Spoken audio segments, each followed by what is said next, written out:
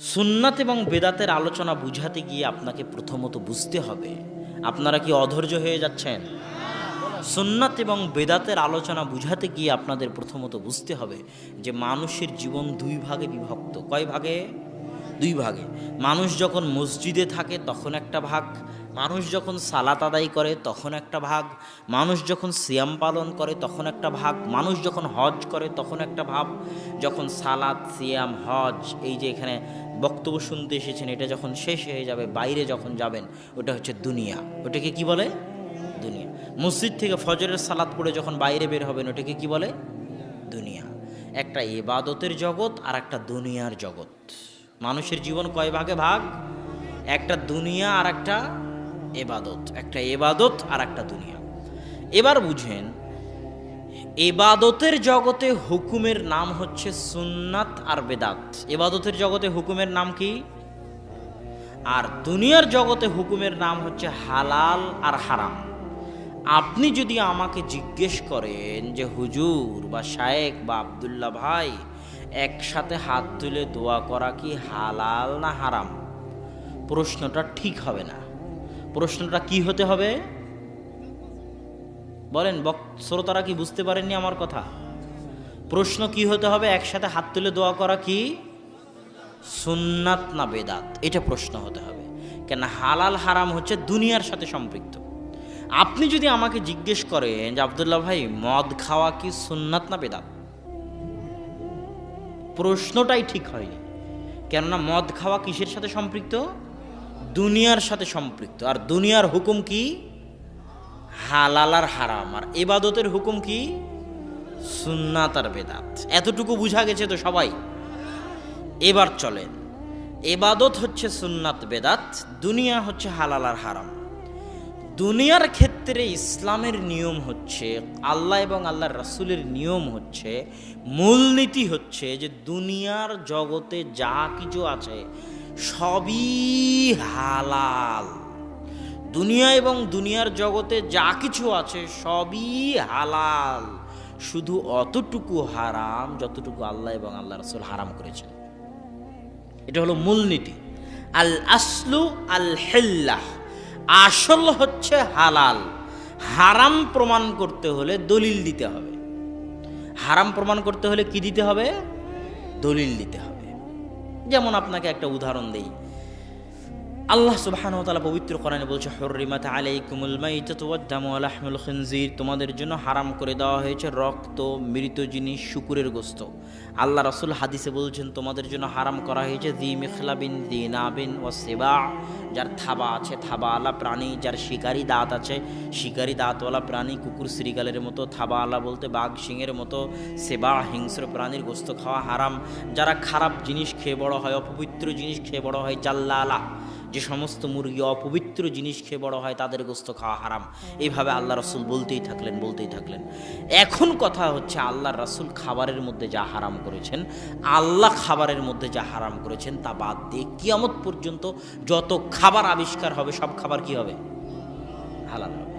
এই যে আজকে যখন আমাদেরকে এখানে খাওয়া দেওয়া হলো, তখন অনেক খাবার আছে যে খাবারগুলো আল্লাহ রাসূল জীবনে কোনোদিন দেখেনি। যেমন আপনাদের বদলগাছির বিখ্যাত সন্দেশ, আল্লাহ রাসূল দেখেছে নাকি? হ্যাঁ? তো এইটা যে হালাল, এটার কোনো দলিল দিতে পারবেন? এটার কোনো দলিল নাই। এটার দলিল কি? আল্লাহ রাসূল এটাকে হারাম বলেননি। যা যা হারাম বলেছেন তার মধ্যে এটা নাই। তাহলে দুনিয়ার জগতে মূলনীতি হচ্ছে সবই কি? জোরে বলেন, সবই কি? শুধু হারাম কোনটা? যেটা আল্লাহ এবং আল্লাহ রাসূল কি করেছেন? হারাম করেছেন। যেমন ব্যবসার জগতে বহু কিছুকে আল্লাহ রাসূল হারাম করেছেন। ধোঁকা দিয়ে ব্যবসা করা হারাম, এইভাবে ব্যবসা করা হারাম, সুদি ব্যবসা করা হারাম। এখন এগুলো বাদ দিয়ে কিয়ামত পর্যন্ত যত ব্যবসা আবিষ্কার হবে সব কি হবে? আল্লাহ রাসূলের যুগে মোবাইলের ব্যবসা ছিল, এই প্যান্ডেল বানানোর ব্যবসা ছিল? একটাও ছিল না। তো এগুলোর মধ্যে যদি আল্লাহ রাসূলের নিষেধাজ্ঞা প্রবেশ না করে, তাহলে সব কি হবে? হালাল হবে। কিয়ামত পর্যন্ত আরও যদি শত ব্যবসা আবিষ্কার হয়, সব ব্যবসা কি হবে? হালাল হবে। তাহলে আল আসলু আল হিল্লা। এবার ইবাদতের জগতে দুনিয়াটা বুঝা এসেছে তো সবার? আমি সবার কাছে শুনতে চাই, একটু বলেন তো বুঝতে পেরেছেন? এবার ইবাদতের জগতে সবই বেদাত। সবই কি? জোরে বলেন তো। জোরে বলেন সবই, শুধু অতটুকু সুন্নাত যতটুকু আল্লাহ এবং আল্লাহ রাসূল বলে গেছে।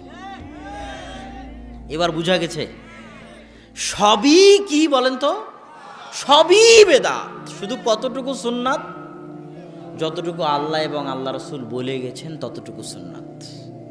কেন এই কথা? এই কথা এই জন্য যে মুহাম্মদ হচ্ছেন রাসূলুল্লাহ, আল্লাহ রাসূল সাল্লাল্লাহু আলাইহি ওয়াসাল্লাম। আর একজন রাসূলের দায়িত্ব হচ্ছে যা যা খারাপ কাজ, যা যা গুনাহের কাজ, সব খারাপ আর সব গুনাহের কাজ থেকে তিনি নিষেধ করে যাবেন, এটা তার দায়িত্ব। আর যা যা নেকির কাজ, যা যা কল্যাণের কাজ, যা যা ইবাদতের কাজ, প্রত্যেক নেকি ইবাদত কল্যাণের কাজ তিনি করে যাবেন বা দেখিয়ে যাবেন, এটা তার দায়িত্ব।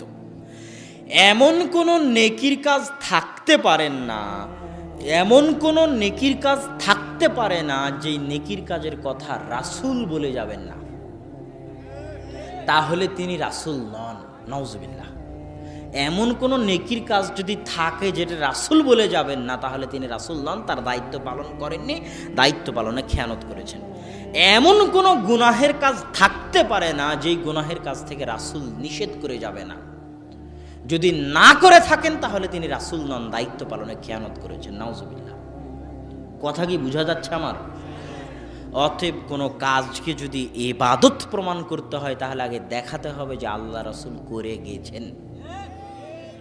আল্লাহ রাসূল যদি করে না গিয়ে থাকেন আর আপনি যদি বলেন এটা ইবাদত, তাহলে আপনি বলতে চাচ্ছেন এটা ইবাদত হওয়া দরকার ছিল, আল্লাহ রাসূলের করা উচিত ছিল, বলা উচিত ছিল, এটাও ইসলামী শরীয়তের অংশ, কিন্তু আল্লাহ রাসূল খেয়ানত করে বলে যাননি। এটা আল্লাহ রাসূলের জন্য কত বড় অপমানজনক বলেন, কত বড় অপমানজনক? অনেক বড় অপমানজনক। এই জন্য কিয়ামতের মাঠে আল্লাহ রাসূল বলবেন সুহকান সুহকান সুহকান লিমান গায়্যারা বাদি, আমার মৃত্যুর পরে আমার দিনের মধ্যে যারা মাতাব্বরি করেছো, বাটপারি করেছো, মাতাব্বরি করে দিনের মধ্যে কম বেশি সংযোজন বিয়োজন করেছো, তারা দূর হও, এদের হাউজে কাউসারের পানি পান করার অধিকার নাই। কেননা আমি রাসূল, লা ইন্নী আতকাকুম ওয়া আখশাকুম লিল্লাহ, আসমানের নিচে জমিনের উপর আমি সবচেয়ে বেশি আল্লাহকে ভয় করি।